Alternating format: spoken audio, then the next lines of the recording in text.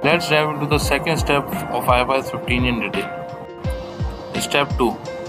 Identify the performance obligations. This step focuses on identifying the specific promises that XYZ Electronics has made to the customer within the contract.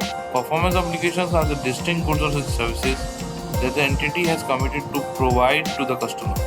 Key aspects of identifying performance obligations.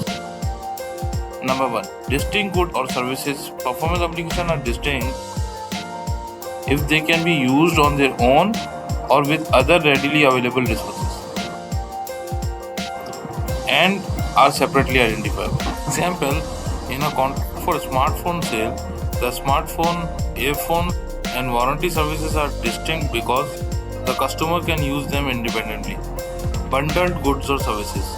If XYZ Electronics bundles multiple items or services together in the contract, it's necessary to assess whether these items are distinct or should be treated as a single performance obligation. Example, if XYZ Electronics offers a smartphone package with a free case and a screen protector, they need to determine if these items are distinct or if they are integral to the smartphone sale. Example, an entity enters a 3-year contract to clean a customer's offices on a weekly basis. At contract inception, the entity assesses that each week of cleaning service is distinct. Notwithstanding that each week of cleaning service is distinct, the entity accounts for the cleaning contract as a single performance obligation.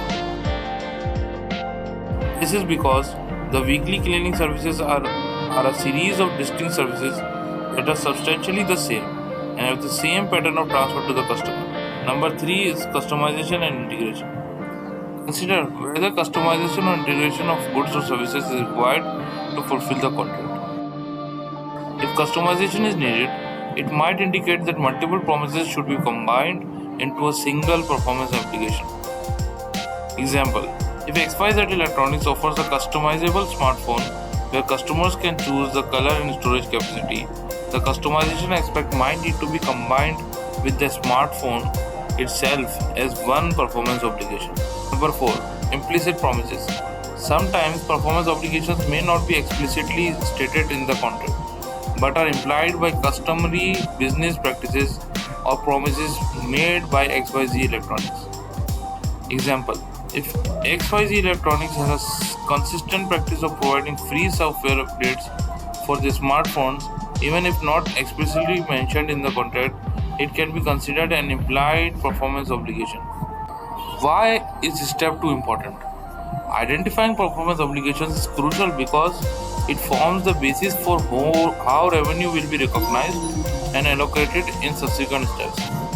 It helps to ensure that revenue is recognized for each distinct element of the contract, reflecting the value provided to the customer. In summary, step 2 involves a careful assessment of the promises made to the customer within the contract, determining whether they are distinct and should be recognized as separate performance obligations. Properly identifying these obligations is essential for accurately recognizing and allocating revenue in accordance with IFRS 15.